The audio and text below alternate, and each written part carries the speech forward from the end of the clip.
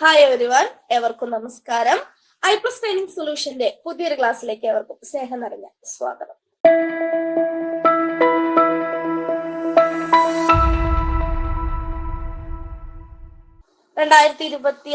August 24 നമ്മളെല്ലാവരും പ്രതീക്ഷയോടെ കാത്തിരുന്ന സെറ്റ് പരീക്ഷ കഴിഞ്ഞു.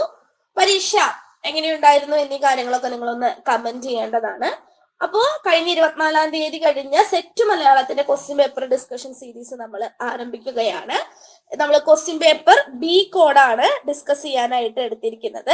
അപ്പൊ വിവിധ പാർട്ടുകളായിട്ടായിരിക്കും നമ്മൾ ഈ ക്വസ്റ്റ്യൻ പേപ്പേഴ്സ് മുഴുവനായിട്ട് ഡിസ്കസ് ചെയ്ത് തീർക്കുക. അതിലെ ആദ്യത്തെ ക്ലാസ്സിലേക്ക് എൻ്റെ എല്ലാ പ്രിയപ്പെട്ട കൂട്ടുകാർക്കും സ്നേഹം നിറഞ്ഞ സ്വാഗതം. അപ്പൊ നമുക്ക് തുടങ്ങിയാലോ? ചോദ്യം നിങ്ങൾക്ക് കാണാം, ഓപ്ഷൻസും കാണാം. കൃത്യമായിട്ട് ഉത്തരം പറയാനായിട്ട് ശ്രമിക്കുക. 10 ചോദ്യങ്ങൾ ഡിസ്കസ് ചെയ്താൽ എത്ര ചോദ്യങ്ങൾ നിങ്ങൾക്ക് ശരിയാക്കാൻ കഴിഞ്ഞു എന്നുള്ള കാര്യവും കമന്റ് ചെയ്യാനായിട്ട് മറക്കരുത്. അപ്പൊ ഇന്നത്തെ ക്ലാസ്സിലൂടെ 10 ചോദ്യങ്ങളും അതിനോടനുബന്ധിച്ച് അടുത്ത പരീക്ഷയ്ക്ക് വേണ്ടി നമ്മൾ പ്രിപ്പയർ ചെയ്യാനുള്ള കാര്യങ്ങളടക്കം നമ്മൾ ഡിസ്കസ് ചെയ്ത് പോകുന്നുണ്ട്. ഒരു ചോദ്യം അതിന്റെ ഉത്തരം പറഞ്ഞു പോകുന്ന രീതിയല്ല, എന്തുകൊണ്ട് ആ ഉത്തരം വന്നു എന്നും ബാക്കിയുള്ള 3 ഓപ്ഷനുമായി ബന്ധപ്പെട്ടിട്ട് പരീക്ഷയ്ക്ക് നമ്മൾ അറിഞ്ഞിരിക്കേണ്ടതും പഠിച്ചിരിക്കേണ്ടതുമായിട്ടുള്ള കാര്യങ്ങൾ നമ്മൾ ഡിസ്കസ് ചെയ്യുന്നുണ്ട്. റെഡി അല്ലേ? ഇന്നത്തെ ക്ലാസ്സിലേക്ക് ഞാൻ കടന്നോട്ടെ? ഓക്കെ ആണെങ്കിൽ ഒരു തംസ് അപ്പ് തന്നെ. വളരെ ഇന്ററാക്റ്റീവ് ആയിട്ടുള്ള ഒരു സെഷൻ ആയിട്ട് നമുക്ക് ഈ ക്ലാസ്സിനെ കൊണ്ടുപോകാം. യെസ്, അപ്പൊ നമ്മൾ ആദ്യ ചോദ്യത്തിലേക്ക് കടക്കുകയാണ്. കേരളത്തിലെ ചുമർ ചിത്രങ്ങൾ എന്ന കൃതി രചിച്ചതാര്? കേരളത്തിലെ ചുമർ ചിത്രങ്ങൾ എന്ന കൃതി രചിച്ചതാര്? MG Shashibhushan, SK Vasanthan, MV ദേവൻ, KCS പണിക്കർ. കേരളത്തിലെ ചുമർ ചിത്രങ്ങൾ. സെറ്റിന്റെ പരീക്ഷയ്ക്ക് കേരളത്തിലെ ചുമർ ചിത്രങ്ങളുമായി ബന്ധപ്പെട്ടിട്ട് പലപ്പോഴും ചോദ്യങ്ങൾ ചോദിച്ചിട്ടുണ്ട്. സാധാരണയായിട്ട് ചുമർ ചിത്രങ്ങൾ ഏത്, അതെവിടെ സ്ഥിതി ചെയ്യുന്നു എന്നിങ്ങനെയുള്ള ചോദ്യങ്ങളാണ് വരാറ്. അതിൽ നിന്ന് വ്യത്യസ്തമായിട്ട് ഒരു കൃതിയെ മുൻനിർത്തിക്കൊണ്ടുള്ള ഒരു ചോദ്യമാണ് വന്നിരിക്കുന്നത്. കേരളത്തിലെ ചുമർ ചിത്രങ്ങൾ എന്ന കൃതി രചിച്ചതാണ്. നിങ്ങൾക്ക് അറിയില്ലെങ്കിൽ ധൈര്യമായിട്ട് ഗസ് ചെയ്തോ. ABCD ഏത് വേണം ഉത്തരം പറയാം. നമ്മളൊരു ചോദ്യം വായിക്കുന്നു, തെറ്റാണെങ്കിലും ശരിയാണെങ്കിലും നമ്മൾ അത് ആൻസർ ചെയ്യുന്നു. ശരിയാണെങ്കിൽ ഓക്കെ, നമ്മുടെ മനസ്സിൽ അത് പതിഞ്ഞു. തെറ്റാണെങ്കിൽ അത് ഡബിൾ ഇമ്പാക്റ്റിൽ പതിയും. എന്തുകൊണ്ട് അത് തെറ്റി എന്നും പതിയും. ശരിയാക്കാനുള്ള ആകാംക്ഷയും നമുക്ക് വരും. ഇവിടെ Deepa teacher option A MG Shashibhushan ആണ് എന്ന് പറഞ്ഞിട്ടുണ്ട്. ബാക്കിയുള്ളവരും കൂടി ഒന്ന് ഉത്തരം പറഞ്ഞു. എന്തിനാ മടി പിടിച്ചിരിക്കണേ? തെറ്റാണെങ്കിൽ അങ്ങോട്ട് തെറ്റിക്കോട്ടെ, നമ്മൾ ശരിയാക്കി പഠിക്കുമല്ലോ. കേരളത്തിലെ ചുമർ ചിത്രങ്ങൾ എന്നുള്ള കൃതി രചിച്ചതാര് എന്നുള്ളതാണ് ചോദ്യം. കേരളത്തിലെ ചുമർ ചിത്രങ്ങളെ കുറിച്ച് നമുക്ക് ഡിസ്കസ് ചെയ്യാട്ടോ. ധനലക്ഷ്മി ടീച്ചർക്ക് B ആണോ എന്ന് ഡൗട്ട് ഉണ്ട്. വസന്തമാഷാണോ, നമ്മൾ നടന്ന വഴികളൊക്കെ എഴുതിയിട്ടുള്ള വസന്തമാഷാണോ ഈ കൃതി രചിച്ചത് എന്ന് ഡൗട്ട് ഉണ്ട്. ബാക്കിയുള്ളവരെ ഇനി ഞാൻ പേര് വിളിക്കാൻ നിൽക്കണ്ടല്ലോ. അക്ഷര മിസ്സേ, ആൽവിൻ സാറേ ഉത്തരം പറഞ്ഞേ. Deepa teacher, Gopika, Karthika, Nandakripa, Sudha. Nandakripa option A പറയുന്നുണ്ട്. ഗോപികയ്ക്ക് B ഡൗട്ട് ഉണ്ട്. ഓക്കെ, നോക്കൂ, ഓപ്ഷൻ A ആണ് കേട്ടോ ആൻസർ. MG ശശിഭൂഷന്റേതാണ് കേരളത്തിലെ ചുമർ ചിത്രങ്ങൾ എന്നുള്ള കൃതി. കേരളത്തിലെ ചുമർ ചിത്രങ്ങൾ എന്നുള്ള കൃതി രചിച്ചത് ആരാണ്? MG ശശിഭൂഷൺ. അപ്പോ ചുമർ ചിത്രങ്ങൾ ഇമ്പോർട്ടന്റ് ആണ് അല്ലെ? ചുമർ ചിത്രങ്ങൾ വളരെയധികം ഇമ്പോർട്ടന്റ് ആണ്. നോക്കൂ, ചുമർ ചിത്രങ്ങൾ എന്ന് പറഞ്ഞാൽ എന്താ? സിമ്പിൾ ആണ്. ചുവരിൽ വരയ്ക്കുന്ന എഴുതുന്ന ചിത്രങ്ങളെ നമുക്ക് എന്ത് വിളിക്കാം? ചുവർ ചിത്രങ്ങൾ അല്ലെങ്കിൽ ചുമർ ചിത്രങ്ങൾ എന്ന് പറയാം. സാധാരണയായിട്ട് കൊട്ടാരങ്ങളിലും പ്രധാനപ്പെട്ട ക്ഷേത്രങ്ങളിലും പള്ളികളിലും എല്ലാം തന്നെ നമ്മൾ എന്ത് കണ്ടിട്ടുണ്ട്? ചുമർ ചിത്രങ്ങള് കണ്ടിട്ടുണ്ട്, ഇല്ലേ? യെസ്. ഏറ്റവും വലിപ്പമുള്ള ചുമർ ചിത്രം സ്ഥിതി ചെയ്യുന്നത് എവിടെയാ? ഏറ്റവും വലിപ്പമുള്ള ചുവർ ചിത്രം എവിടെയാണെന്ന് അറിയാമോ? ഏറ്റവും വലിപ്പമുള്ള ചുവർ ചിത്രം സ്ഥിതി ചെയ്യുന്നത്? Yes, very good. ഇവിടെ നന്ദ ടീച്ചർ പറഞ്ഞിട്ടുണ്ട്, കൃഷ്ണപുരം കൊട്ടാരത്തിലാണ്. കൃഷ്ണപുരം കൊട്ടാരത്തിലാണ് ഏറ്റവും വലിപ്പമുള്ളത്. അതായത് 18ാം നൂറ്റാണ്ടിൽ നിർമ്മിച്ചു എന്ന് കരുതുന്ന കായംകുളത്തെ കൃഷ്ണപുരം കൊട്ടാരത്തിലാണ് ഏറ്റവും വലിപ്പമുള്ള ചുമർ ചിത്രം കാണുന്നത്. എക്സ്ട്രാ ഒരു പോയിന്റ് കിട്ടിയോ? ഏറ്റവും വലിപ്പമുള്ള ചുമർ ചിത്രം എവിടെയാണ് മക്കളെ?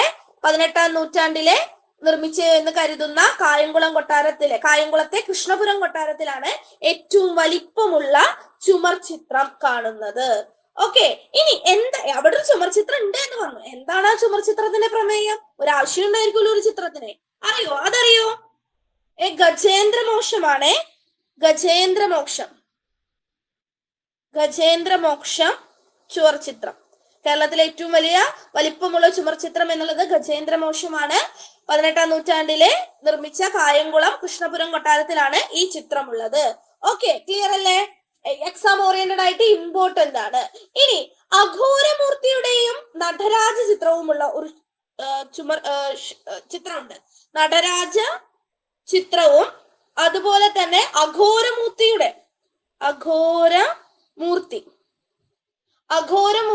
ചിത്രവുമുള്ള ഒരു ക്ഷേത്രമുണ്ട്. അറിയോ? നടരാജ ചിത്രവും അഘോരമൂർത്തിയുടെ ചിത്രവുമുള്ള ഒരു ക്ഷേത്രമുണ്ട്. അത് ഏറ്റുമാനൂർ ക്ഷേത്രമാണ്. ഏറ്റുമാനൂർ ക്ഷേത്രം. അപ്പൊ ഏറ്റുമാനൂർ ക്ഷേത്രത്തിലാണ് നടരാജ ചിത്രവും അഘോരമൂർത്തിയുടെ ചിത്രവും ഉള്ളത്. എവിടെയാണ്? ഏറ്റുമാനൂർ ക്ഷേത്രത്തിലാണ്. ഓക്കെ, ക്ലിയർ അല്ലേ? യെസ്. ഇനി ഇതുപോലെ തന്നെ മട്ടാഞ്ചേരി കൊട്ടാരം നിങ്ങൾ കേട്ടിട്ടുണ്ടാവുമല്ലോ മട്ടാഞ്ചേരി കൊട്ടാരത്തെ കുറിച്ചിട്ട്. മട്ടാഞ്ചേരി കൊട്ടാരത്തിലും ഇത്തരത്തില് പ്രസിദ്ധമായിട്ടുള്ള ഒരു ചുമർചിത്രമുണ്ട്. ഏതാണെന്ന് അറിയാമോ? രാമായണം ഇതിവൃത്തമായിട്ടുള്ള ഒരു ചിത്രമുണ്ട്. അതുപോലെ തന്നെ ഒരു പെൺകുട്ടി നൃത്തം ചെയ്യുന്നത് ടിപ്പു സുൽത്താന് മുമ്പിലെ ഒരു പെൺകുട്ടി നൃത്തം ചെയ്യുന്ന ചിത്രവും എവിടെയുണ്ട്? മട്ടാഞ്ചേരി കൊട്ടാരത്തിലുണ്ട്. പെൺകുട്ടിയുടെ മുമ്പിലെ ടിപ്പു സുൽത്താന്റെ മുമ്പിൽ ഒരു പെൺകുട്ടി നൃത്തം ചെയ്യുന്ന ചിത്രം എവിടെയുണ്ട്? മട്ടാഞ്ചേരി കൊട്ടാരത്തിലുണ്ട്.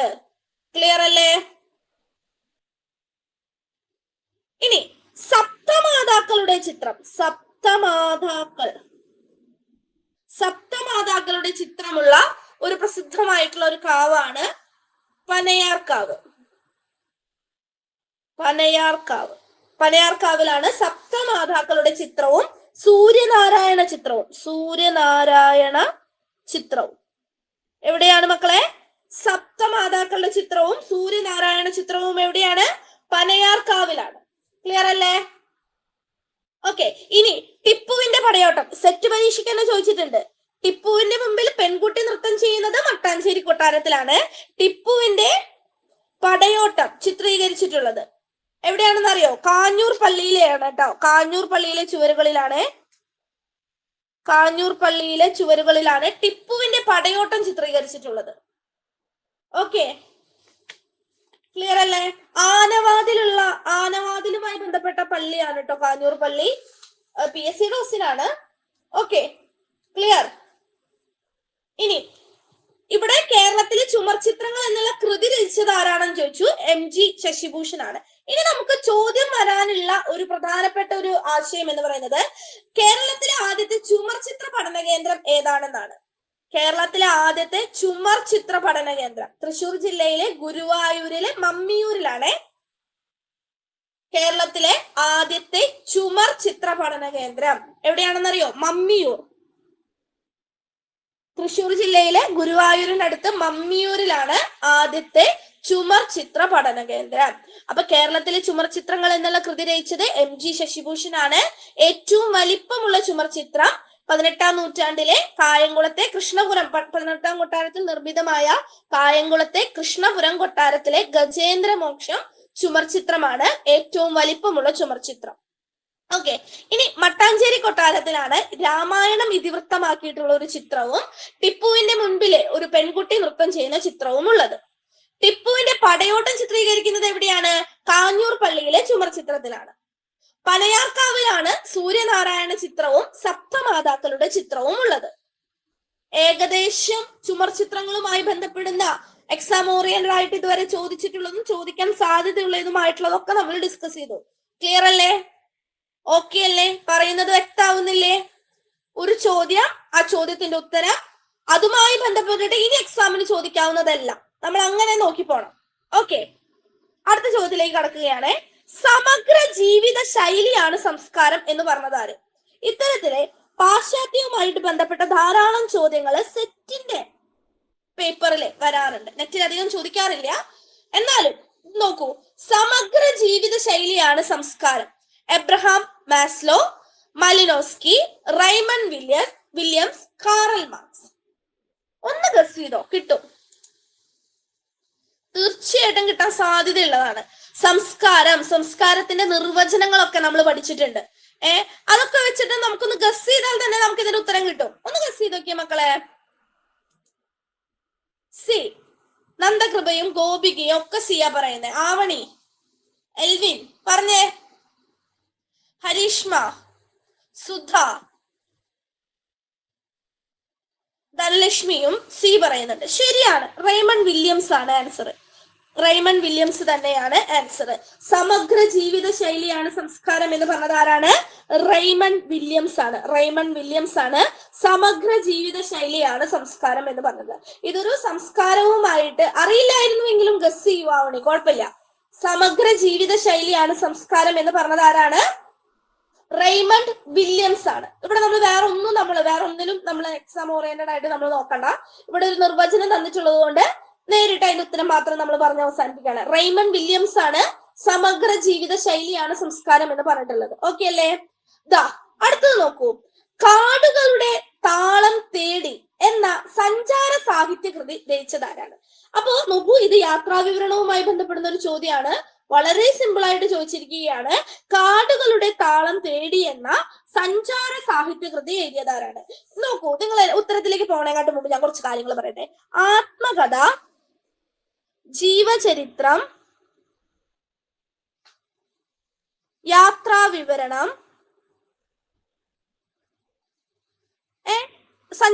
ഈ 3 കാര്യങ്ങൾക്ക് ഒരു പ്രത്യേകതയുണ്ട്. പ്രത്യേകതയില്ല, പഠിക്കുന്ന സമയത്ത് ഇപ്പോൾ പലരും വരുത്തുന്ന ഒരു തെറ്റുണ്ട്. എന്താണെന്ന് അറിയോ? ഇത് പഠിക്കുന്ന സമയത്ത് പഴയ കൃതികളൊക്കെ ഒരുപാട് പഠിച്ചു വെക്കും, അത് തന്നെ റിവിഷൻ ചെയ്തുകൊണ്ട് പോരും. പക്ഷെ പുതുതായിട്ട് വരുന്ന ആത്മകഥകളും ജീവചരിത്രങ്ങളും യാത്രാ വിവരണങ്ങളും പലരും നോക്കാനായിട്ട് പോകാറില്ല. ഓക്കെ, കഥയും കവിതയും നോവലുമായി ബന്ധപ്പെട്ടിട്ട് സമകാലിക ഉത്തരാധുനിക കൃതികൾ എല്ലാവരും പഠിച്ചു വെക്കും, അതെല്ലാവർക്കും വരുന്നറിയാം. പക്ഷെ ഇത്തരത്തിലുള്ള കാര്യങ്ങൾ പലരും സ്കിപ്പ് ചെയ്യാറുണ്ട്. ഒരിക്കലും സ്കിപ്പ് ചെയ്യരുത്, ഇങ്ങനെയുള്ള ചോദ്യങ്ങളും വരും. ഇവിടെ നമുക്ക് എസ്.കെ. പൊറ്റക്കാടിന്റെ ഒരു കൃതിയെ ചോദിച്ചത് നമ്മൾ പെട്ടെന്ന് ഉത്തരം പറയായിരിക്കും, കാരണം അതിലൂടെ നമ്മൾ ഒരുപാട് വട്ടം കടന്നു പോയിട്ടുണ്ട്. പക്ഷെ അങ്ങനെയല്ല ചോദിച്ചിരിക്കുന്നത്. കാടുകളുടെ താളം തേടി എന്ന സഞ്ചാര സാഹിത്യ കൃതി എഴുതിയതാരെ? N.A. നസീർ, സുഗതകുമാരി, വി. മുസഫർ അഹമ്മദ്, സുജാത ദേവി. ദീപ ഓപ്ഷൻ ഡി ആൻസർ പറയുന്നുണ്ട്. ഗോപികയും ഓപ്ഷൻ ഡി പറയുന്നുണ്ട്. ഉത്തരം പറഞ്ഞോളൂ. കാടുകളുടെ താളം തേടി. പ്രകൃതിയുമായിട്ട് ഇണങ്ങി നിൽക്കുന്നതാണെന്ന് അറിയാം. N.A. നസീറും സുഗതകുമാരിയും ഒക്കെ കാണുന്ന സമയത്ത് നമുക്കത് ഊഹിക്കാവുന്നതേ ഉള്ളൂ. ഏതായിരിക്കും? ഇതിൽ ഉറപ്പിച്ച് പറയാൻ പറ്റുന്നത് ആരുടെ അല്ല എന്നുള്ള കാര്യമാണ് മക്കളെ. കണ്ണും കൂട്ടി പറയുന്ന ആളുടേതല്ല. അങ്ങനെ ഏതാ ഓപ്ഷൻ? കാടുകളുടെ താളം തേടി എന്നുള്ളത് സുഗതകുമാരി അല്ല. വെരി ഗുഡ്, നമുക്ക് ഉറപ്പിക്കാൻ പറ്റൂല. സുഗതകുമാരി ടീച്ചർ എന്തായാലും അങ്ങനെ ഒരു കൃതി എഴുതിയിട്ടില്ല. കാടുകളുടെ താളം തേടി എന്ന സഞ്ചാര സാഹിത്യ കൃതി എഴുതിയതാരാണ്? ഓപ്ഷൻ ഡി ആണ് എല്ലാവരും പറയുന്നത്. അപ്പൊ ആൻസർ നോക്കാം നമുക്ക്. യെസ്, സുജാത ദേവിയാണ് എഴുതിയിരിക്കുന്നത്. കാടുകളുടെ താളം തേടി എന്നുള്ളത് എഴുതിയിരിക്കുന്നത് ആരാണ്? സുജാത ദേവി. പ്രൊഫസർ ബി സുജാത ദേവി ഇംഗ്ലീഷ് അധ്യാപികയാണ്. എനിക്ക് തോന്നുന്നു മഹാരാജാസ് കോളേജിലൊക്കെ ടീച്ചർ ആയിരുന്നു എന്ന് തോന്നുന്നു, എനിക്ക് ഉറപ്പില്ല കേട്ടോ. അദ്ദേഹം അധ്യാപികയായിരുന്നു എന്നുള്ള കാര്യം ഉറപ്പാണ്. മൃണ്മയി എന്ന പേരിലെ ഒരു കവിതാ സമാഹാരമുണ്ട്. കവിതാ സമാഹാരം മൃണ്മയി എന്ന പേരില് സുജാത ദേവിയുടെ ഒരു കവിതാ സമാഹാരമുണ്ട്. ഓക്കെ, 1999 മറ്റോ മികച്ച യാത്രാവിവരണത്തിനുള്ള അവാർഡ് കരസ്ഥമാക്കിയ കൃതിയാണ് കേട്ടോ കാടുകളുടെ താളം തേടി എന്നുള്ളത്. ഹിമാലയ വനത്തിലൂടെയുള്ള യാത്രയാണിത്. കാടുകളുടെ താളം തേടി എന്നുള്ളത് 1999 കേരള സാഹിത്യ അക്കാദമി പുരസ്കാരം, മികച്ച സഞ്ചാര സാഹിത്യ കൃതിക്കുള്ള കേരള സാഹിത്യ അക്കാദമി പുരസ്കാരം ലഭിച്ചിട്ടുള്ള കൃതിയാണ്. ഹിമാലയൻ വനങ്ങളിലൂടെയുള്ള ഒരു യാത്രയെ കുറിച്ചുള്ള കൃതിയാണ് ഏത്? കാടുകളുടെ താളം തേടി. എഴുതിയതാരാണ്? സുജാത ദേവി. ആളുടെ മറ്റൊരു കവിതാ സമാഹാരം ഏതാണ്? മൃണ്മയി ആണ്. ഓക്കെ, ക്ലിയർ അല്ലേ? ഇനി നോക്കൂ, ഇതിൽ സുഗതകുമാരി ടീച്ചർ അവിടെ ഇരിക്കട്ടെ, നമുക്കറിയാം ടീച്ചറുടെ കവിതകളും കാര്യങ്ങളൊക്കെ. N.A. നസീർ ആരാണ് ഇദ്ദേഹം? N.A. നസീർ അദ്ദേഹം ഒരു വൈൽഡ് ലൈഫ് ഫോട്ടോഗ്രാഫർ ആണ്. ഒരുപാട് കൃതികളും എഴുതിയിട്ടുണ്ട്. N.A. നസീറിന്റെ നിങ്ങൾക്ക് അറിയാവുന്ന കൃതികളൊക്കെ പറഞ്ഞേ. +1 +2 ക്ലാസ്സുകളിലൊക്കെ ഇദ്ദേഹത്തിന്റെ കൃതികൾ പഠിക്കാനുണ്ടായിരുന്നു. പാഠഭാഗം ടെക്സ്റ്റ് പുസ്തകത്തിൽ ഉൾപ്പെട്ടിട്ടുണ്ട്. ഇപ്പോഴുള്ള കുട്ടികൾക്ക് 8, 9, 10 ക്ലാസ്സുകൾക്കും പഠിക്കാനുണ്ട് എന്ന് തോന്നുന്നു. N.A. നസീർ ആളുടെ ഏതൊക്കെ കൃതികൾ അറിയാം? അറിയാവുന്ന കൃതികൾ എന്ന് പറഞ്ഞാൽ നോക്കൂ. കാടിനെ ചെന്നു തൊടുമ്പോൾ. മറ്റൊരു കൃതി കാടും ക്യാമറയും. കാടും ക്യാമറയും. ഓക്കെ. വേരുകളുടെ എന്തോ പഠിക്കാനുണ്ട്. യെസ്, വേരുകളെ ചെന്ന് തൊടുമ്പോൾ, അങ്ങനെ എന്തോ ഒരു പാഠഭാഗം +1 ടെക്സ്റ്റ് ബുക്കിൽ ഉണ്ടായിരുന്നു. ഇപ്പൊ പുസ്തകം മാറിയിട്ടുണ്ടോ എന്നുള്ള കാര്യം എനിക്ക് ഉറപ്പില്ല കേട്ടോ.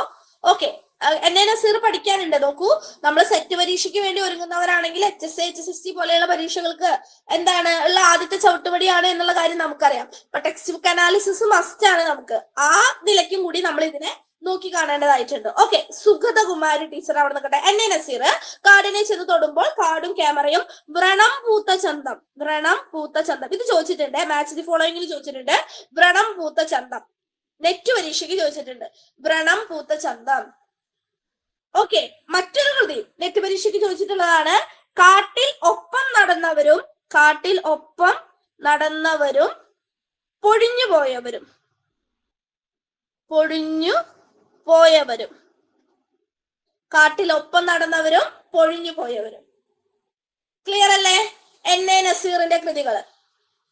ഇങ്ങനെ ഓപ്ഷൻസിൽ കാണുന്ന വ്യക്തികളായിരിക്കും അടുത്ത പ്രാവശ്യം ഒരു ചോദ്യത്തിന്റെ ഉത്തരമായിട്ട് നമുക്ക് വരിക. അതുകൊണ്ട് പഠിക്കണം.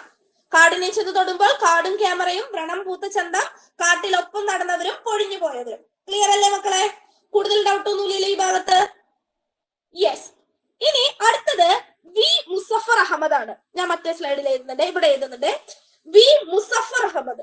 ഇദ്ദേഹം ഒരു സാഹിത്യകാരനാണ്, അതിലുപരി ഒരു പത്രപ്രവർത്തകൻ കൂടിയാണ് കേട്ടോ. ഇദ്ദേഹത്തിന്റെ മരുഭൂമിയുടെ ആത്മകഥ.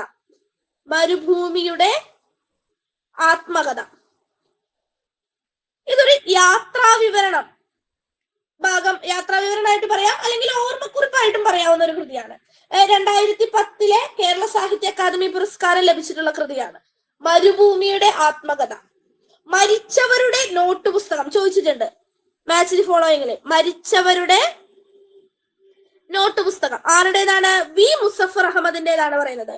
മരിച്ചവരുടെ നോട്ട് പുസ്തകം.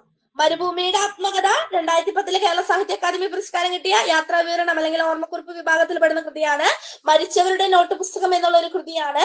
വേലിക്കും വിളവിനും എന്ന പേരിൽ ഒരു കവിതാ സമാഹാരമുണ്ട്. വേലിക്കും വിളവിനും, അതൊരു കവിതാ സമാഹാരമാണ്. കിട്ടിയോ? അപ്പൊ എൻ നസീറിനെ കുറിച്ച് നോക്കി, വി മുസഫർ അഹമ്മദിനെ കുറിച്ച് നോക്കി. പിന്നെ നമ്മുടെ ആൻസർ എന്തായിരുന്നു? സുജാത ദേവി ആയിരുന്നു. ക്ലിയർ അല്ലേ? മൂന്നാമത്തെ ചോദ്യം യൂസ്ഫുൾ ആവുന്നുണ്ടോ നിങ്ങൾക്ക്? ക്വസ്റ്റ്യൻ ഇങ്ങനെ ഡിസ്കസ് ചെയ്യുന്നത് വെറുതെ ചോദ്യോത്തരം പറഞ്ഞു പോയിട്ട് യാതൊരു വിധത്തിലുള്ള കാര്യമില്ല നമുക്ക്. യെസ്, അടുത്ത ചോദ്യത്തിലേക്ക് കടക്കുകയാണ്. നാലാമത്തെ ചോദ്യം. താഴെ പറയുന്നവയിൽ പി കുഞ്ഞിരാമൻ നായരുടെ കൃതി അല്ലാത്തത് ഏത്? വെപ്രാള ആരും പിടിക്കണ്ട. ഇവിടെ ചോദിച്ചിരിക്കുന്നത് അല്ലാത്തത്. കീവേഡ് നോട്ട് ചെയ്യുക. അല്ലാത്തത് ഏത് എന്നുള്ളതാണ്. കവിയുടെ കാൽപ്പാടുകൾ, തിരിഞ്ഞു നോക്കുമ്പോൾ എന്നെ തിരിയുന്ന ഞാൻ, നിത്യകന്യകയെ തേടി.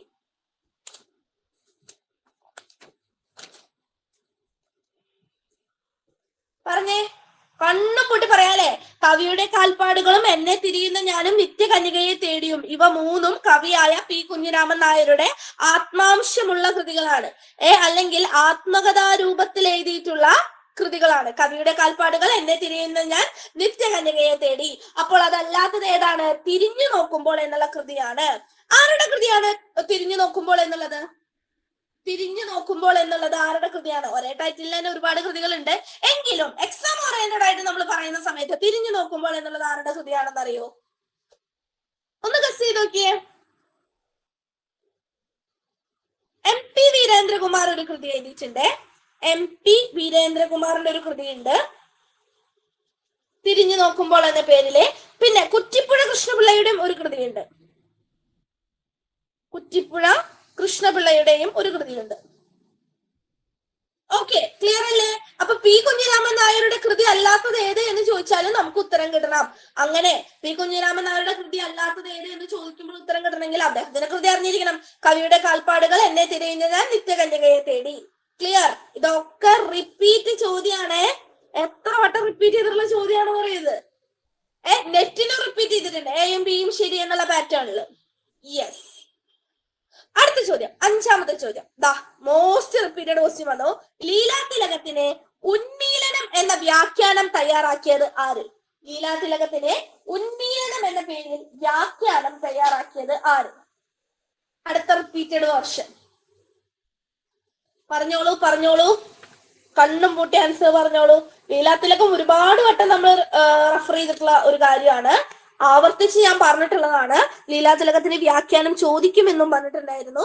ലീലാതിലകത്തിന് ഉന്മീലനം ആറ്റൂർ കൃഷ്ണപിഷാരടി, ഉള്ളൂരി ഇളംകുളം കുഞ്ഞൻപിള്ള, ശൂരനാട് കുഞ്ഞൻപിള്ള. ഓക്കെ, ലീലാതിലകം ക്ലിയർ അല്ലേ? ചോദ്യം യെസ്, ഓപ്ഷൻ എ ആണ് പറയുന്നത്. ലീലാതിലകത്തിന് ഉന്മീലനം എന്ന പേരിൽ വ്യാഖ്യാനം തയ്യാറാക്കിയത് ആരാണ്? ആറ്റൂർ കൃഷ്ണപിഷാരടിയാണ്. ലീലാതിലകം എക്സാം ഓറിയന്റഡ് ആയിട്ട് ഇമ്പോർട്ടന്റ് ആണ്. ഓക്കെ, ക്ലിയർ അല്ലേ? ലീലാതിലകത്തിൽ എത്ര ശില്പങ്ങളുണ്ട് മക്കളെ? ലീലാതിലകത്തില് എത്ര ശില്പങ്ങളുണ്ട്? പറഞ്ഞേ. ലീലാതിലകത്തിൽ 8 ശില്പങ്ങളുണ്ട്. 8 ശില്പങ്ങളുള്ള വ്യാകരണ കൃതിയാണ് ഏത്? ലീലാതിലകം.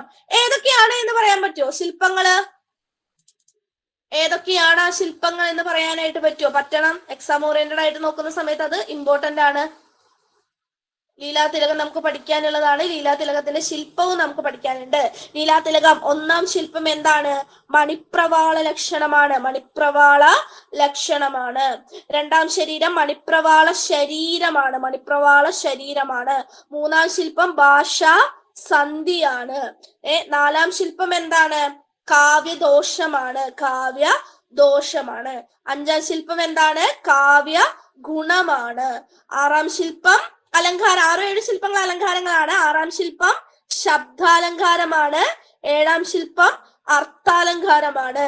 എട്ടാം ശില്പത്തിലാണ് എന്ത് സംഭവിക്കുന്നത്? എട്ടാം ശില്പത്തിൽ എന്തിനെ കുറിച്ച് ചർച്ച ചെയ്യുന്നു മക്കളെ? ഇത് ഇമ്പോർട്ടന്റ് ആണ് കേട്ടോ, ചോദിച്ചിട്ടുണ്ട് പലവട്ടം. എട്ടാം ശില്പത്തിലാണ് രസത്തെ പറ്റി ചർച്ച ചെയ്യുന്നത്. എട്ടാം ശില്പത്തിൽ എന്തിനെ പറ്റി ചർച്ച ചെയ്യുന്നു? രസത്തെ പറ്റി.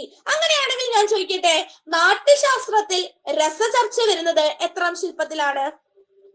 നാട്യശാസ്ത്രത്തിൽ ഇതും പ്രീവയ്ക്കാണ്.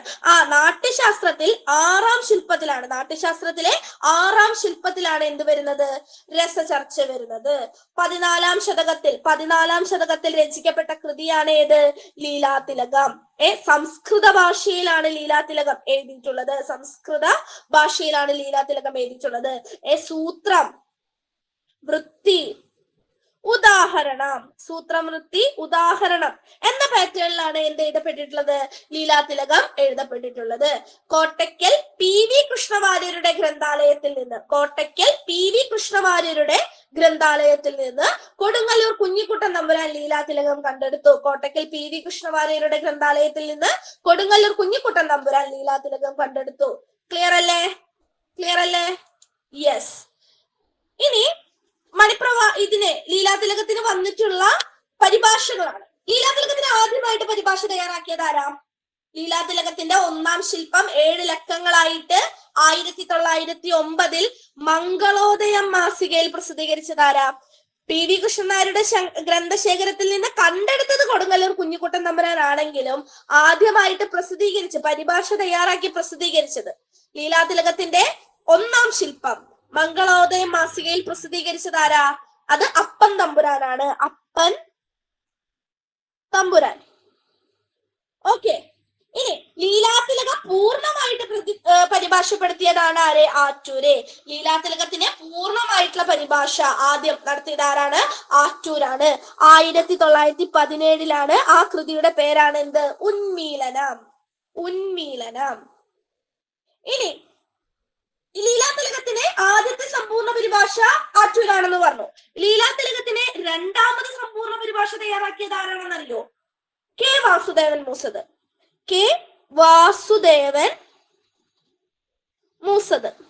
ഇദ്ദേഹം എന്ത് ചെയ്തു? രണ്ടാമത് പൂർണ്ണ വ്യാഖ്യാനം നൽകി. രണ്ടാമത് നൽകിയത് ആരാണ്? കെ വാസുദേവൻ മൂസത്. എഴുതിയെടുക്കേണ്ട തിരക്കിലായിരിക്കൂലേ എല്ലാവരും? ഓക്കെ, നോക്കൂ, ഇവിടെ ആറ്റൂർ കൃഷ്ണപിഷാരടിയുടെ ഉന്മീലനം വ്യാഖ്യാനം എന്ന് പറഞ്ഞു. അങ്ങനെയാണെങ്കിൽ ഇവിടെ ശൂരനാട് കുഞ്ഞൻപിള്ള എന്നുള്ളൊരു പേര് എടുക്കുന്നുണ്ട്.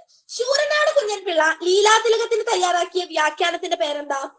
ലീലാതിലകത്തിന് 1946 ശൂരനാട് കുഞ്ഞൻ പിള്ള തയ്യാറാക്കിയ വ്യാഖ്യാനത്തിന്റെ പേരെന്താണെന്ന് അറിയോ? കൈരളി തിലകം എന്നാണ്. കൈരളി തിലകം എന്താണ് ആ വ്യാഖ്യാനത്തിന്റെ പേര്? കൈരളി തിലകം. 1946 ശൂരനാട് കുഞ്ഞൻ പിള്ള കൈരളി തിലക വ്യാഖ്യാനം രചിച്ചു. ഓക്കെ. ഇളംകുളം കുഞ്ഞൻ പിള്ള 1955 വ്യാഖ്യാനം രചിച്ചിട്ടുണ്ട്. ഇളംകുളം കുഞ്ഞൻ പിള്ള. ഇനി ലീലാതിലകത്തിനെ ലീലാതിലക ദീപിക എന്ന പേരില് ഉന്നീലന മാറ്റൂർ കൃഷ്ണപിഷാരടി, കൈരളി തിലകം ശൂരനാട് കുഞ്ഞൻ പിള്ള. അടുത്തത് ഒരെണ്ണം ഞാൻ പറയുകയാണ്, ലീലാതിലക ദീപിക. ലീലാതിലക ദീപിക ആരുടേതാണെന്ന് അറിയാമോ? ലീലാതിലക ദീപിക PV കൃഷ്ണൻ നായരുടേതാണ് കേട്ടോ. PV കൃഷ്ണൻ നായർ. ലീലാതിലകത്തിന് PV കൃഷ്ണൻ നായരെ ലീലാതിലക ദീപിക എന്ന പേരിലെ പരിഭാഷ നടത്തി. ഓക്കെ. ഇതിലെ ഇളംകുളം കുഞ്ഞൻ പിള്ളയുടെ വിവർത്തനത്തെ അടിസ്ഥാനമാക്കി, ഇളംകുളം കുഞ്ഞൻ പിള്ള ലീലാതിലകത്തിന് നടത്തിയ പരിഭാഷയെ അടിസ്ഥാനമാക്കി പ്രൊഫസർ ഇളയ പെരുമാൾ കൃതി എവിടേക്ക് വിവർത്തനം ചെയ്തു? തമിഴിലേക്ക് വിവർത്തനം ചെയ്തു. ഇളംകുളം കുഞ്ഞൻ പിള്ളയുടെ പരിഭാഷയെ അടിസ്ഥാനമാക്കി പ്രൊഫസർ ഇളയ പെരുമാൾ തമിഴിലേക്ക് വിവർത്തനം ചെയ്തു. ആറ്റൂർ കൃഷ്ണ പിഷാരടിയുടെ പരിഭാഷയെ അടിസ്ഥാനമാക്കിക്കൊണ്ടാണ് ജോൺ ബ്രഫ് ഇംഗ്ലീഷിലേക്ക് വിവർത്തനം ചെയ്തത്. KN എഴുത്തച്ഛനും ഇംഗ്ലീഷിൽ വിവർത്തനം ചെയ്തിട്ടുണ്ട്. ഇതിലെ ആറ്റൂർ കൃഷ്ണ പിഷാരടിയുടെ പരിഭാഷയെ അടിസ്ഥാനമാക്കിയിട്ടാണ് ജോൺ ബ്രഫ് ഇംഗ്ലീഷിലേക്ക് വിവർത്തനം ചെയ്തത്. ഇംഗ്ലീഷിലേക്ക് വിവർത്തനം ചെയ്ത മറ്റൊരു വ്യക്തി ആരാണ്? KN എഴുത്തച്ഛനാണ്. ഓക്കെ, ക്ലിയർ അല്ലേ? ലീലാതിലകവുമായി ബന്ധപ്പെട്ടിട്ട്, പരിഭാഷയുമായി ബന്ധപ്പെട്ടിട്ട് വന്നിട്ടുള്ള കൃതികള്, പ്രസിദ്ധീകരിച്ച വർഷം, പ്രധാനപ്പെട്ട വിവർത്തനങ്ങള്, ലീലാതിലകവുമായി എക്സാം ഓറിയന്റഡ് ആയിട്ടുള്ള കാര്യങ്ങളൊക്കെ നമ്മൾ ഡിസ്കസ് ചെയ്തു. ക്ലിയർ? ഇനി ലീലാതിലകത്തിൽ നിന്ന് ചോദ്യം വന്നാൽ നിങ്ങൾ ആരും തെറ്റിക്കരുത്. ആറാമത്തെ ചോദ്യത്തിലേക്ക് പോവല്ലേ? പറയുന്നത് ക്ലിയർ അല്ലേ? യെസ്. ആറാമത്തെ ചോദ്യം, ഇന്റർനെറ്റിൽ പ്രസിദ്ധീകരിച്ച ആദ്യ മലയാള നോവൽ. ചോദ്യം ശ്രദ്ധിക്കാം. ഇന്റർനെറ്റിൽ പ്രസിദ്ധീകരിച്ച ആദ്യ മലയാള നോവൽ. നൃത്തം, ഇതാണെന്റെ പേര്, ദേവദുന്ദുബി, ദിശ.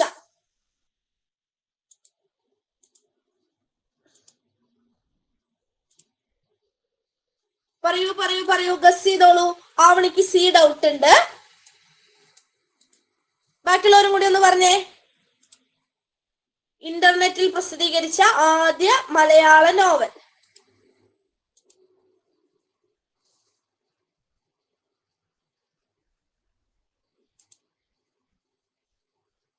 ആൽവിൻ ഓപ്ഷൻ A ഡൗട്ട് ആയിട്ട് പറയുന്നു.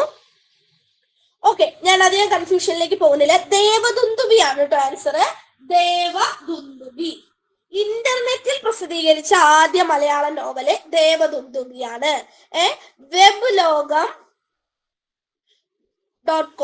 webloகம்.com പ്രസിദ്ധീകരിച്ച ദേവദുന്ദുബിയാണ് ഇന്റർനെറ്റിൽ പ്രസിദ്ധീകരിച്ച ആദ്യ മലയാള നോവൽ. ഇതൊരു മാന്ത്രിക നോവലാണ്. ഇത് എഴുതിയത് ഏറ്റുമാനൂർ ശിവകുമാറാണ്. webloகம்.com പ്രസിദ്ധീകരിച്ച മാന്ത്രിക നോവലാണ്. ഏറ്റുമാനൂർ ശിവകുമാറാണ് ഇത് ആദ്യമായിട്ട് പ്രസിദ്ധീകരിച്ചത്. ക്ലിയർ അല്ലേ?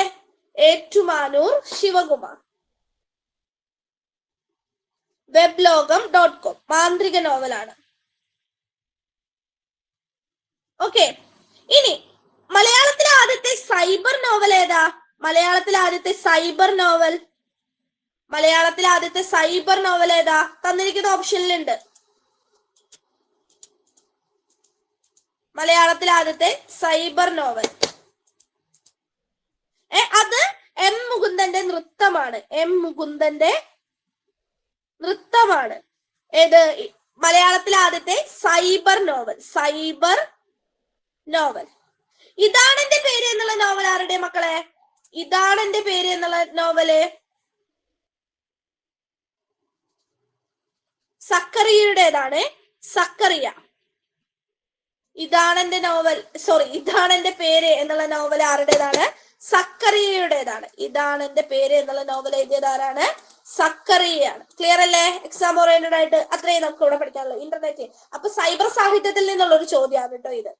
7ാമത്തെ ചോദ്യം, പൗരസ്ത്യ പാശ്ചാത്യ സാഹിത്യ സിദ്ധാന്തങ്ങൾ താരതമ്യം ചെയ്ത് മുണ്ടശ്ശേരി രചിച്ച കൃതി. റിപ്പീറ്റഡ് ചോദ്യമാണ് ഇത്, റിപ്പീറ്റഡ് PYQ ആണ്. പൗരസ്ത്യ പാശ്ചാത്യ സാഹിത്യ സിദ്ധാന്തങ്ങൾ താരതമ്യം ചെയ്ത് മുണ്ടശ്ശേരി രചിച്ച കൃതി ഏതാണ്? അന്തരീക്ഷം, കാവ്യപീഠിക, മാറ്റുലി, രൂപഭദ്രത. ഈ 4 ആശയങ്ങളും 4 കൃതികളും ആരുടേതാണ്? മുണ്ടശ്ശേരിയുടേതാണ്. ഇതിൽ ഏത് കൃതിയിലാണ് പൗരസ്ത്യ പാശ്ചാത്യ സിദ്ധാന്തങ്ങൾ താരതമ്യം ചെയ്യുന്നത്? വിമർശനത്തിന്റെ ക്ലാസ്സിൽ നമ്മൾ ഡീറ്റെയിൽ ആയിട്ട് പറയും എന്ത് പഠിക്കണമെന്ന്. യെസ്, കൃതി ആരുടേതാണ് എന്ന് പറഞ്ഞു വെച്ചാൽ മാത്രം പോരാ, അതിന്റെ ഉള്ളടക്കം എന്താണ് എന്നുള്ളത് നോക്കി വെക്കണം. മുണ്ടശ്ശേരി മാഷ്, സുകുമാർ അഴീക്കോട്, കുട്ടികൃഷ്ണമാരാരൊക്കെ പഠിക്കുന്ന സമയത്ത്. ഇതിന്റെ ആൻസർ ഒന്ന് പറയൂ, ഏതെങ്കിലും ഒരു ആൻസർ. പൗരസ്ത്യ സാഹിത്യ സിദ്ധാന്തങ്ങൾ താരതമ്യം ചെയ്ത് മുണ്ടശ്ശേരി രചിച്ച കൃതി ഏത്? അന്തരീക്ഷമാണോ, കാവ്യപീഠികയാണോ, മാറ്റുലിയാണോ, രൂപഭദ്രതയാണോ? പറഞ്ഞേ, പറയൂ. എപ്പോഴും ചോദിക്കുന്നതാണ്. രൂപഭദ്രതാവാദം, ഫോർമലിസ്റ്റിക് മെത്തേഡ് ആരാണ് അവതരിപ്പിച്ചത്? നമ്മുടെ ജോസഫ് മുണ്ടശ്ശേരിയാണ്. തോട്ടിയുടെ മകൻ എന്ന് പറയുന്ന തകഴിയുടെ നോവലിന്റെ അവതാരികയിലൂടെയാണ് രൂപഭദ്രത എന്നുള്ള ആശയം അവതരിപ്പിച്ചത് അല്ലേ? ഓക്കെ. മാറ്റുലി എന്ന കൃതിയുടെ പ്രത്യേകത എന്താ? മുണ്ടശ്ശേരിയുടെ ആദ്യത്തെ വിമർശന ഗ്രന്ഥമാണ് ഏത്? മാറ്റുലി. ആദ്യത്തെ വിമർശന ഗ്രന്ഥമാണ് മാറ്റുലി. മാറ്റുലി എന്നുള്ള കൃതിയിലെ ഏതൊക്കെ കൃതികളെ കുറിച്ചിട്ടാ പറയുന്നേ? മാറ്റുലി മുഴക്കിക്കൊണ്ട് മലയാള വിമർശന രംഗത്തേക്ക് കടന്നു വന്നിട്ടുള്ള ആരാണ്? കരുണ, ആശാൻ. Very good. മാറ്റുലി എന്ന കൃതിയിലെ ആശാന്റെ കരുണയെ കുറിച്ച് പറയുന്നുണ്ട്. പിന്നെ പിങ്കള എന്നുള്ള കൃതി ആരുടെയാ? പിങ്കള, ഉള്ളൂരിന്റെ പിങ്കളയെ കുറിച്ച് പറയുന്നുണ്ട്. ആശാൻ ഉള്ളൂർ. പിന്നെ ഒരാളും കൂടി ഉണ്ടല്ലോ, മഗ്ദലന മറിയം. ആരുടേതാണ്? മഗ്ദലന മറിയം ആരുടെ കൃതിയാ? വള്ളത്തോളിന്റെ കൃതിയാണ്. അപ്പൊ ആധുനിക കവിത്രയത്തിലെ 3 കവികളുടെ അതിപ്രസിദ്ധമായിട്ടുള്ള 3 കൃതികളെയാണ് ഏതിലെ? മുണ്ടശ്ശേരിയുടെ ആദ്യ വിമർശന ഗ്രന്ഥമായ മാറ്റുലിയിൽ പറയുന്നത്. കരുണ, പിങ്കള, മഗ്ദലന മറിയം. പിങ്കളയ്ക്ക് മഗ്ദലന മറിയത്തോട് കരുണ തോന്നി. അങ്ങനെയാണ് ഞാൻ പിള്ളേർക്ക് കോഡ് പറഞ്ഞു കൊടുക്കാറ്, മറക്കാതിരിക്കാൻ വേണ്ടിയിട്ട്. ഓക്കെ. ഇനി അടുത്ത കൃതിയാണ് അന്തരീക്ഷം എന്നുള്ള കൃതി. അന്തരീക്ഷം എന്നുള്ള കൃതിയിലും 3 കവിതകളെ കുറിച്ചിട്ടുള്ള പഠനമാണ്. ഏതൊക്കെയാണ് ആ കവിതകള്? അന്തരീക്ഷം എന്നുള്ള കൃതിയിലും അച്ഛനും മകളും. Very good. അച്ഛനും മകളും, പിന്നെ കർണഭൂഷണം, ചിന്താവിഷ്ടയായ സീത.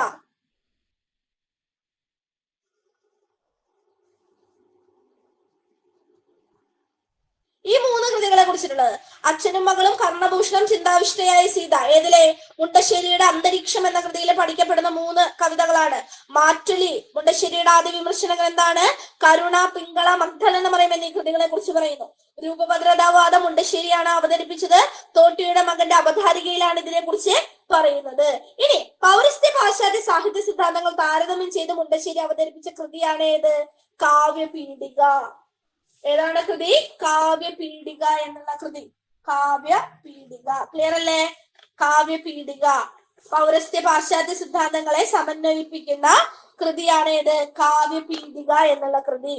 സാഹിത്യകല, പ്രതിഭ, സൗന്ദര്യം, രസം, കരുണം, പാത്രം, ധ്വനി, ഔചിത്യം, രീതി, അലങ്കാരം, വൃത്തം, ഭാഷ എന്നിങ്ങനെയുള്ള അധ്യായങ്ങളിലൂടെ അടിസ്ഥാനപരമായിട്ട് ഭാരതീയ കാവ്യശാസ്ത്രത്തിന്റെ പദാവലികളും സങ്കല്പങ്ങളും ഉപയോഗിച്ചുകൊണ്ട് പാശ്ചാത്യ സാഹിത്യ ശാസ്ത്രത്തിൽ നിന്ന് യോജിപ്പുള്ള ആശയ മേഖലകൾ കണ്ടെത്തി മുണ്ടശ്ശേരി അവതരിപ്പിക്കുന്ന കൃതിയാണ് ഏത്?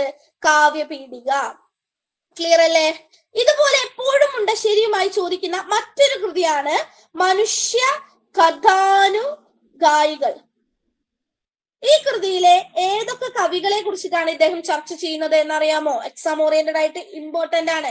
കാവ്യപീഠിക ഒരുപാട് വട്ടം ചോദിച്ചിട്ടുള്ള കൃതിയാണ്. അതുപോലെ തന്നെ അന്തരീക്ഷവും മാറ്റുലിയും ചോദിച്ചിട്ടുണ്ട്. രൂപഭദ്രതാവാദം അവതരിപ്പിച്ചത് ഏത് കൃതിയുടെ അവതാരികയിലാണ് എന്നും ചോദിച്ചിട്ടുണ്ട്. അതുപോലെ ചോദിക്കുന്ന ഒരു കൃതിയാണ് മനുഷ്യകഥാനുകായികൾ. അറിയോ മക്കളെ? ആശാൻ, വള്ളത്തോൾ, നാലപ്പാടൻ, ചങ്ങമ്പുഴ. ആശാൻ, വള്ളത്തോൾ, നാലപ്പാടൻ, ചങ്ങമ്പുഴ എന്നിവരെ പറ്റിയുള്ള ലേഖനങ്ങളാണ് മനുഷ്യകഥാനുകായികൾ എന്ന കൃതിയിലെ ഉള്ളടക്കം. ക്ലിയർ അല്ലേ? മുണ്ടശ്ശേരിയെ കുറിച്ചിട്ടാണ് നമ്മൾ ഡിസ്കസ് ചെയ്തത്. യെസ്. അടുത്ത ചോദ്യത്തിലേക്ക് പോവുകയാണ്. 8ാമത്തെ ചോദ്യം. വൈലോപ്പിള്ളി കവിതയിലെ ഗന്ധം വിചിത്രമായ രതിയാണ് എന്ന് സമർത്ഥിച്ച നിരൂപകൻ. വൈലോപ്പിള്ളി കവിത ഗ്രന്ഥം വിചിത്രമായ രതി. കീവേഡുകളാണ് എസ് രാജശേഖരൻ, പി സോമൻ, എം.എൻ. വിജയൻ, ആശാ മേനോൻ. കൂടുതലൊന്നും പറയാനില്ല, നേരിട്ട് ഉത്തരത്തിലേക്ക് പോകാം. ആരുടേതാണ്? എം.എൻ. വിജയൻ മാഷിന്റേതാണ്. എം.എൻ. വിജയൻ മാഷ് വൈലോപ്പിള്ളി കവിതയെ കുറിച്ച് പഠിക്കുന്ന പുസ്തകത്തിന്റെ പേരെന്താ? കൃതിയുടെ പേരെന്താ? കീവേഡ് ടൈപ്പ് ചെയ്താൽ മതി, മുഴുവൻ ടൈപ്പ് ചെയ്യണമെന്നില്ല. എന്താണ്? ശീർഷാസനം. ഇമ്പോർട്ടന്റ് ആണ്. ക്ലിയർ അല്ലേ? മലയാള കവിതയിലെ ഗന്ധത്തെ കുറിച്ച് പറയുന്ന ഗന്ധമാദന ഗിരിനിരകളിൽ ആരുടെ പഠനാണെന്നറിയോ? ഗന്ധമാദന ഗിരിനിരകളിൽ, മലയാള കവിതയിലെ ഗന്ധത്തെ കുറിച്ച് പഠിക്കുന്ന ഗന്ധമാദന ഗിരിനിരകളിൽ എന്നുള്ള കൃതി എഴുതിയത് ആരാണെന്നറിയോ? ഡോക്ടർ എസ് ഗിരീഷ് കുമാർ ആണ്. Doctor S Girish Kumar. Okay, clear അല്ലേ? എസ് രാജശേഖരനും പി സോമന്റെ ഒക്കെ കൃതികൾ പറയാൻ വെച്ചാൽ ഒരുപാടുണ്ട്. നോക്കൂ, ആശാ മേനോന്റെ യഥാർത്ഥ പേരെന്താ? കഴിഞ്ഞ മുമ്പത്തെ സെറ്റ് പരീക്ഷിക്കാൻ മറ്റു ചോദിച്ചിട്ടുണ്ട്. ആശാ മേനോന്റെ യഥാർത്ഥ പേരെന്താ? എന്ത് ശ്രീകുമാർ? വെറും ശ്രീകുമാർ എന്ന് പറയല്ലേ, ഇനീഷ്യ അടക്കം പറയണം. ആശാ മേനോന്റെ കെ ശ്രീകുമാർ. ആശാ മേനോന്റെ അടരുന്ന കക്കകൾ ഏത് വിഭാഗത്തിൽ പെടുന്ന കൃതിയാ? ഇതും സെറ്റ് പരീക്ഷയുടെ നെറ്റ് പരീക്ഷയുടെ സ്ഥിരം പാറ്റേൺ ചോദ്യ. അടരുന്ന കക്കകൾ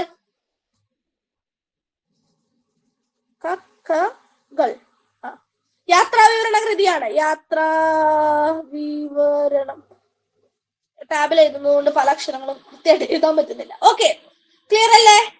8ാമത്തെ ചോദ്യം കഴിഞ്ഞു. 9ാമത്തെ ചോദ്യത്തിലേക്ക് കടക്കുകയാണ്. ധർമ്മരാജ. എന്റെ പൊന്നെ, ഇത് എത്ര വട്ടം റിപ്പീറ്റ് ചെയ്തിട്ടുള്ളതാണ്? എത്ര വട്ടം നമ്മൾ തന്നെ റിപ്പീറ്റ് ചെയ്ത് പറഞ്ഞിരിക്കുന്ന ക്ലാസ്സിലെ. ധർമ്മരാജ ഗദ്യത്തിലുള്ള ഒരു നായർ മഹാകാവ്യമാണ് എന്ന് പറഞ്ഞത് ആര്, എവിടെ, എപ്പോൾ, എങ്ങനെ, എന്തിന്? ധർമ്മരാജ. ഉറപ്പിച്ച് പറയാൻ പറ്റണം. ധർമ്മരാജ ഗദ്യത്തിലുള്ള ഒരു നായർ മഹാകാവ്യമാണ് എന്ന് പറഞ്ഞത് ആരാണ്? സെറ്റ് പരീക്ഷയുടെ ചോദ്യപേപ്പറിൽ തന്നെ ഇത് എത്ര വട്ടം റിപ്പീറ്റ് ചെയ്തിട്ടുണ്ട്? യെസ്, ആരാണ്? MP പോളാണ് അല്ലെ? MP പോളാണ് ധർമ്മരാജ ഗദ്യത്തിലുള്ള നായർ മഹാകാവ്യമാണ് എന്ന് പറഞ്ഞത്. ധർമ്മരാജ ആരുടെ കൃതിയാ? CV. യെസ്, CV രാമൻ പിള്ളയുടെ കൃതിയാണ് ധർമ്മരാജ. CV-യുടെ മറ്റു കൃതികൾ ഏതൊക്കെയാ? മാർത്താണ്ഡവർമ്മ 1891 കേരള സ്കോട്ട് എന്നറിയപ്പെടുന്ന ആളാണ് അല്ലെ? കേരള സ്കോട്ട് എന്നറിയപ്പെടുന്ന ആളാണ് CV രാമൻപിള്ള. അദ്ദേഹത്തിന്റെ കൃതിയാണ് മാർത്താണ്ഡവർമ്മ. ധർമ്മരാജ 1913 ഇനി മറ്റൊരു കൃതിയാണ് രാമരാജ ബഹദൂർ. ഓക്കെ, 1918 CV-യുടെ നോവലുകൾ തന്നെ നമുക്ക് എന്താണ് ഒരു ദിവസം മുഴുവൻ ഡിസ്കസ് ചെയ്യാവുന്ന അത്ര ചോദ്യങ്ങൾ വരുന്ന ഒരു ഏരിയ ആണ് CV-യുടെ നോവല്. അതിൽ ആദ്യത്തെ ഇതിന്റെ ഓർഡർ പഠിക്കാന്നുള്ളതാണ്. ആദ്യത്തെ കൃതി മാർത്താണ്ഡവർമ്മയാണ്, പിന്നീട് ധർമ്മരാജ വരുന്നു, പിന്നീട് രാമരാജ ബഹദൂർ എന്ന് വരുന്നു. ഇനി ധർമ്മരാജ ഗദ്യത്തിലുള്ള ഒരു നായർ മഹാകാവ്യമാണ് എന്ന് പറഞ്ഞത് ആരാണ്? നമ്മൾ പറഞ്ഞത് ആരാണ് പറഞ്ഞത് എന്ന്? Yes, MP പോളാണ്. ഇനി CV-യെ ഗദ്യ മഹാകവി എന്ന് വിളിച്ചത് ആരാ? CV-യെ ഗദ്യ മഹാകവി എന്ന് വിളിച്ചത് ആരാണെന്നറിയോ? CV-യെ ഗദ്യ മഹാകവി എന്ന് വിളിച്ചത് കേസരിയാണ്. കേസരി A ബാലകൃഷ്ണപിള്ളയാണ്. CV-യെ ഗദ്യ മഹാകവി എന്ന് വിളിച്ചത്. ഓക്കെ, ഇനി അടുത്തത് ഒരു പ്രധാനപ്പെട്ട റിപ്പീറ്റ് വരുന്നത് എന്നാണ്, ധർമ്മരാജയിലെ ഭാഷ മലയാളമോ സംസ്കൃതമോ അല്ല, ആട്ടക്കഥകളും തുള്ളലുകളും കിളിപ്പാട്ടുകളും മറ്റും വായിച്ച് അവയിലെ ചില പദാർത്ഥങ്ങൾ ചവച്ചു തുപ്പിയിരിക്കുന്ന കാഷ്ടമാണ് എന്ന് ആക്ഷേപിച്ചതാരാണ്? ധർമ്മരാജയെ തലങ്ങും വിലങ്ങും കിടന്ന് ആക്ഷേപിച്ചിട്ടുള്ള ഒരാളുണ്ട്. ആ ആക്ഷേപങ്ങളൊക്കെ ചോദ്യമായിട്ട് വരാറുണ്ട്. ആരാണ് ഇത് പറഞ്ഞത്? ആരാണ്? യെസ്, സ്വദേശാഭിമാനി രാമകൃഷ്ണ പിള്ളയാണ്. Very good. ധർമ്മരാജയിലെ ഭാഷ മലയാളമോ സംസ്കൃതമോ അല്ല എന്നും ആട്ടക്കഥകളും തുള്ളലും കിളിപ്പാട്ടും വായിച്ച് അവയിലെ ചില പദാർത്ഥങ്ങൾ ചവച്ചു തുപ്പിയിരിക്കുന്ന കാഷ്ടമാണ് എന്നും പറഞ്ഞത് ആരാണ്? സ്വദേശാഭിമാനി രാമകൃഷ്ണ പിള്ളയാണ്. ക്ലിയർ അല്ലേ? ക്ലിയർ അല്ലേ? യെസ്. ഇനി ഇതുപോലെ തന്നെ മറ്റൊരെണ്ണം ഉണ്ട്. ഒരു മിനിറ്റ് കേട്ടോ. സിവിയുടെ നോവലുകളിലെ കഥാപാത്രങ്ങൾ ഇമ്പോർട്ടന്റ് ആണ് കേട്ടോ. ഓക്കെ, ഇനി ഇതുപോലെ എപ്പോഴും ചോദിക്കുന്ന ഒരു ചോദ്യമുണ്ട്.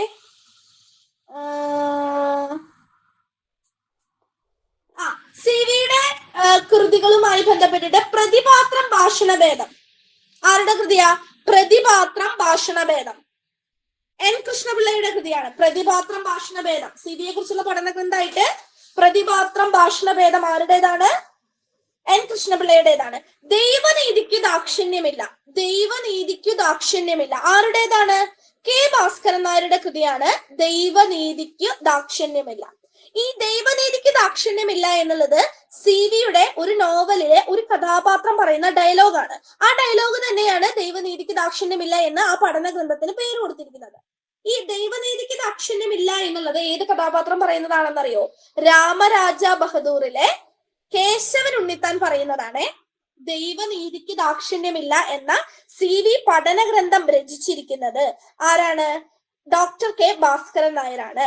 ഈ ദൈവനീതിക്ക് ദാക്ഷിണ്യമില്ല എന്നുള്ള വേർഡ് അല്ലെങ്കിൽ ആ ഡയലോഗ് സംഭാഷണം സിവിയുടെ രാമരാജ ബഹദൂറിലെ കേശവൻ ഉണ്ണിത്താന്റെ സംഭാഷണമാണ്. ഇതൊക്കെ PYQ ആണ്. ഇനി ആണുങ്ങളില്ലാത്ത കൊറ വലിയ കൊറ ഒരു പഠനഗ്രന്ഥമാണ്. സിവിയുടെ നോവലിലെ ഒരു ഡയലോഗ് തന്നെയാണ്. ഈ പഠനഗ്രന്ഥം എഴുതിയിരിക്കുന്നത് ആരാണ്? ആണുങ്ങളില്ലാത്ത കൊറ വലിയ കൊറ ഡോക്ടർ PV വേലായുധപിള്ളയാണ്. ഡോക്ടർ PV വേലായുധപിള്ളയാണ്. സിവിയുടെ സാഹിത്യ ലോകം എന്നുള്ള കൃതിയും PV വേലായുധപിള്ള എഡിറ്റ് ചെയ്തിട്ടുള്ള ഒരു കൃതിയാണ്. സിവിയുടെ ഹാസ്യസങ്കല്പം G ശങ്കരപിള്ളയുടേതാണ്. സിവിയുടെ ഹാസ്യസങ്കല്പം G ശങ്കരപിള്ളയുടേതാണ്. ഓക്കെ, വീരരസം CV കൃതികളിൽ NP മുഹമ്മദിന്റേതാണ്.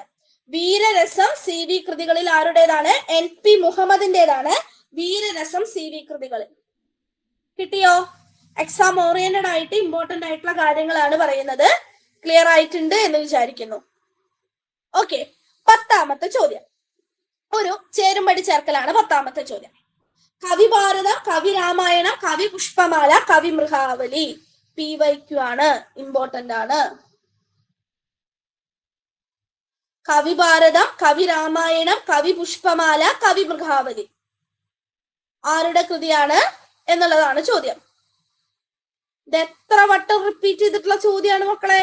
നെറ്റിന്റെ പരീക്ഷയിൽ ഞാൻ എഴുതിയ 2 നെറ്റ് പരീക്ഷയിൽ ഈ ചോദ്യം ഉണ്ടായിരുന്നത്. ഞാൻ എഴുതിയ സെറ്റ് പരീക്ഷയിലില്ല, ഞാൻ BEd പഠിക്കുമ്പോൾ നമുക്ക് നെറ്റ് പരീക്ഷയിൽ ഈ ക്വസ്റ്റ്യൻ ഉണ്ടായിരുന്നു. ഇതൊന്ന് പറഞ്ഞേ. കവി ഭാരതം ആരുടേതാണ്? കവി രാമായണം ആരുടേതാണ്? കവി പുഷ്പമാല ആരുടേതാണ്? കവി മൃഗാവലി ആരുടേതാണ്? കവി ഭാരതം ആരുടെയാ? കവി ഭാരതം ആരുടെയാ മക്കളെ? ഓരോന്നിനായിട്ട് ഉത്തരം പറ. കവി ഭാരതം ആരുടേതാ? കുഞ്ഞിക്കുട്ടൻ തമ്പുരാന്റേതാണ്. കൊടുങ്ങല്ലൂർ കുഞ്ഞിക്കുട്ടൻ തമ്പുരാന്റേതാണ് ഏത്? കവി ഭാരതം. A3 ആണ് എന്ന് കിട്ടി. ഇനി കവി രാമായണം ആരുടേതാ? കവി രാമായണം ആരുടേതാ? Yes, very good. Kavi Ramayanam മൂലൂരിന്റേതാണ്. B4 എന്ന് കിട്ടി. A3 B4 നോക്കൂ. A3 എന്ന് കിട്ടിയപ്പോ തന്നെ നമ്മൾ എലിമിനേഷൻ മെത്തേഡ് യൂസ് ചെയ്തു, 2 ഡിലീറ്റ് ചെയ്ത് കളഞ്ഞു.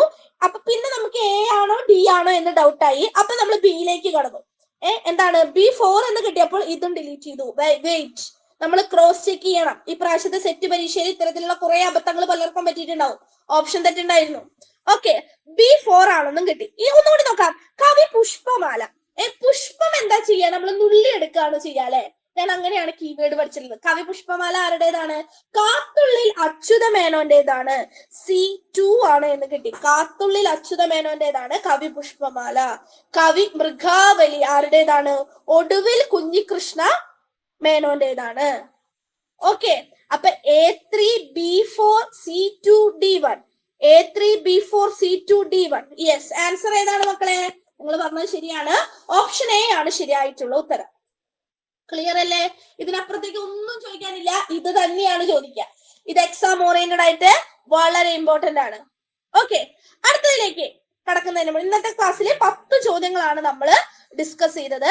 ഈ 10 ചോദ്യങ്ങളും നിങ്ങൾക്ക് യൂസ്ഫുൾ ആയി എന്ന് കരുതുന്നു. ഓക്കെ, ഈ ക്ലാസ്സിനെ കുറിച്ചിട്ടുള്ള അഭിപ്രായങ്ങൾ ഇനിയും സെഷൻസ് വേണമെങ്കിൽ നിങ്ങൾ കമന്റ് ചെയ്യേണ്ടതാണ്. എത്ര സ്കോർ ചെയ്തു എന്നുള്ളതും മറക്കാതെ ചാറ്റ് ബോക്സിൽ കമന്റ് ചെയ്യേണ്ടതാണ്. അപ്പൊ ഇന്നത്തെ ക്ലാസ് എല്ലാവർക്കും ഉപകാരപ്രദമായി എന്ന് കരുതുന്നു. Thank you learners.